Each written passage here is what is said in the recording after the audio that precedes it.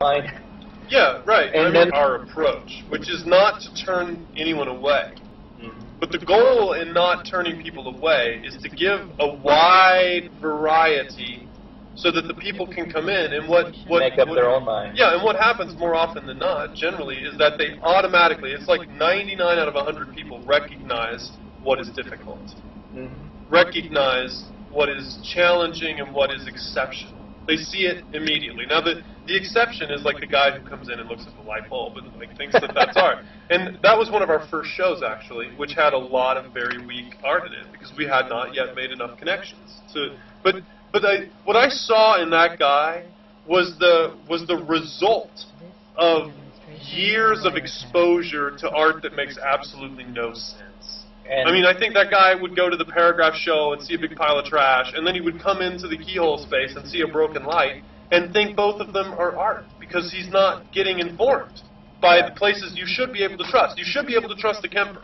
But You should be able to trust the Urban Culture Project to bring you the best, but they're not. Bringing you the worst, weakest, lamest art. I don't know what their agenda is. It doesn't make any sense to me. I mean, these people should be, like, especially the Kempers, right? Like, these are, like, billionaires. Mhm. They're in a position to really help inform our culture. And instead, they've decided to just be, I don't know, laissez-faire at the most. Well, I think that there's a lot of lazy thinking going on in the United States, and a lot of that has to do with people just wanting to fit in with what's cool, right now, and not. I guess a lot of it too is the media. The media is more and more people are not reading. They're not reading the big books or anything like that, and getting ideas from well-informed, educated sources. We're getting our information now from Glenn Beck. We're getting our information from anybody who wants to blog. Yeah, polarizing sources. I mean, Yeah. there's no, like, informed debate. It's just, like, super polarization, taking extreme positions. And extreme positions and eating it up like sheep. The whole healthcare debate is been nothing but a bunch of people running around telling lies. Right. No, and it, so when I look at it, right, and my goal, like my dream, because if I were to say, like, the art movement that I believe, that I want to see come, like what I want to give birth to, or what the art movement that I believe needs to come, is the pragmatist movement. Is a movement that says, we're going to look at every single medium that exists. We're going to look, and we're going to understand pragmatics. Well, it sounds like you're wanting to start the movement that I want to start, that I started calling the Nardists. Right. Well, I mean, to me, like, there's an American philosopher. Few people know about him. He's incredibly difficult to read. His name's Charles Sanders Peirce. And he came up with this concept of pragmatism, which is that, in the pragmatic maxim, to paraphrase, is that the impact that an object or a sign, if you will, like a word, for instance, has upon you is defined by the amount of information you process about the sign.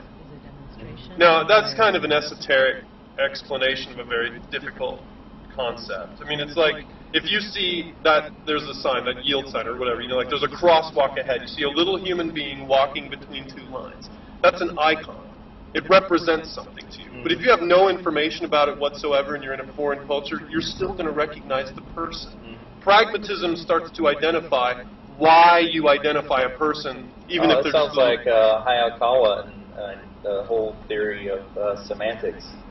Interesting. I'm not familiar with that. I had to study it in college. I thought I was taking an English class, and actually it was a semantics class. Right. And it opened my eyes that I don't know enough about it because I've forgotten most of it, but it opened my eyes to the idea of things becoming, symbols becoming the thing. Like the American flag is not the United States of America, but yet how many people would kill over that flag, Right. And it may or may not represent what it's supposed to represent to them. How things can become so distorted in people's minds. For instance, the example was given of welfare. The idea of welfare being one town decided welfare was you dirty, rotten, lazy people. Here's your free money, welfare check. Get out of it, and it created perpetual welfare. People started feeling like we're worthless. These people are treating us bad. They're discriminating against us. Or the other idea of welfare was like people put out of work temporarily. Well, here's your insurance. You've paid into the system for a long time. You're a productive citizen. We're giving you an insurance policy to get you back on your feet again. And those people eventually rose up, and the French Dauphin eventually rose up and got jobs again and became productive again, It's all in semantics. And all the arguments between the right and the left, a lot of the stuff we've been talking about tonight, art, is definitely semantics. Symbolism becoming the object in people's minds.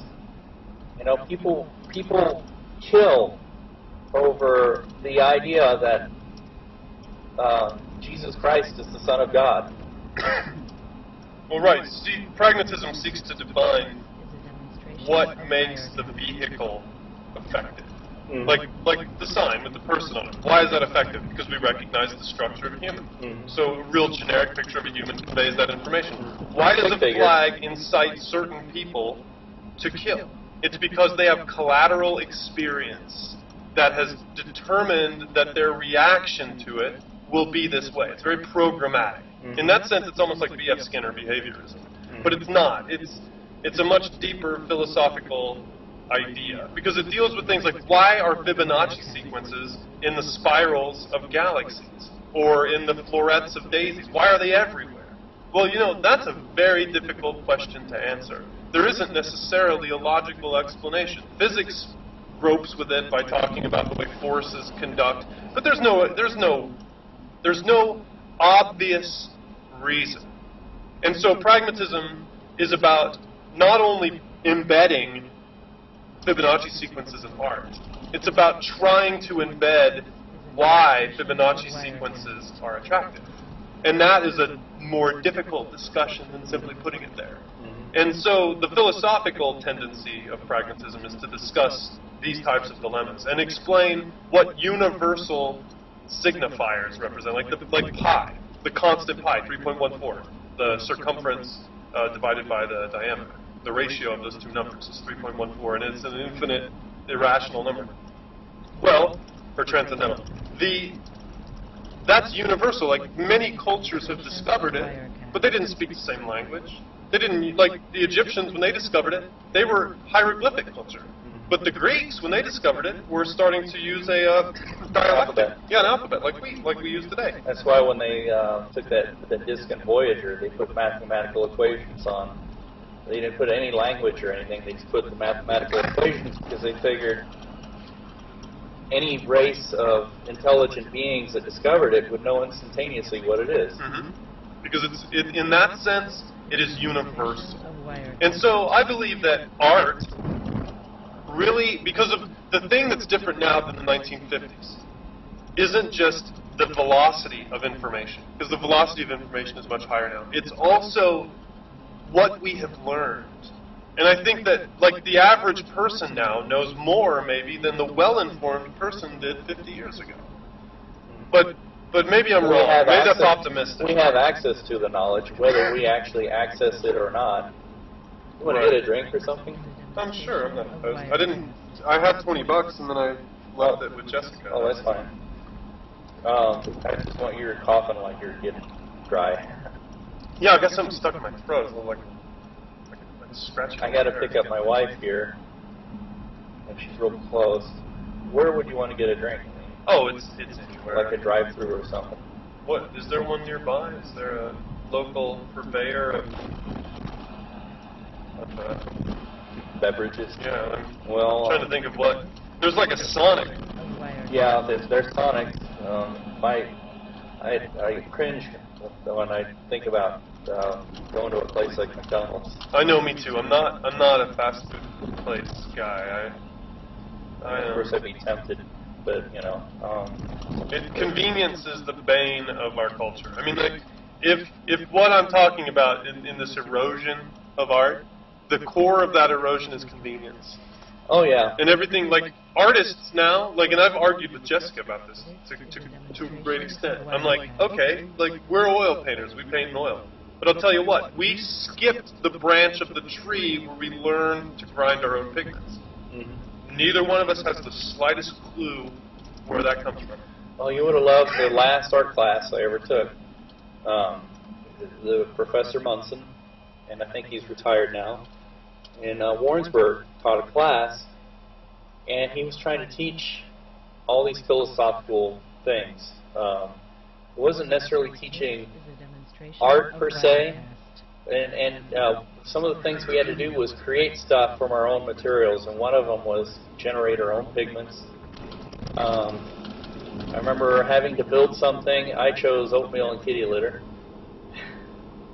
And I take things too literal. The thing that, and it was an immense failure, the thing that I created was swastika smasher. So I had a swastika that I made out of oatmeal and kitty litter, and then I was going to smash it with a hammer.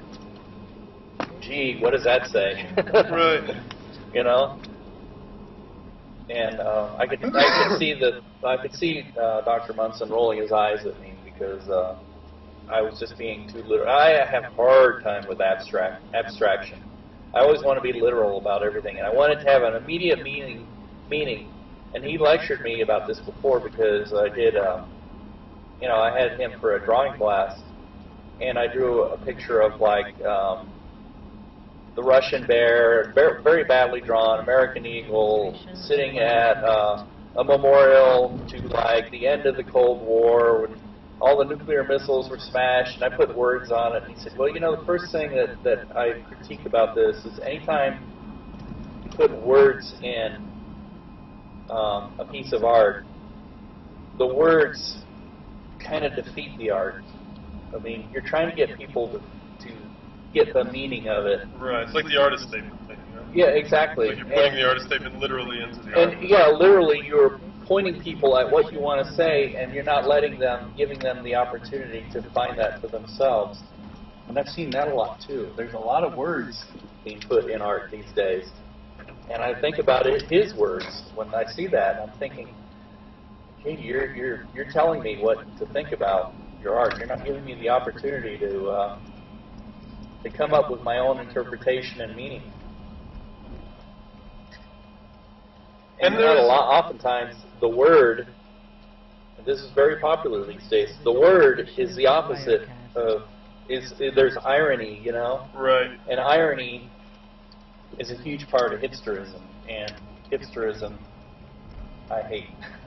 Yeah, well, I mean, it's cool to be hip, right? I mean, people want to be popular, and that's great, and they want to have a scene, and that's great, but the scene has to be backed up by substance.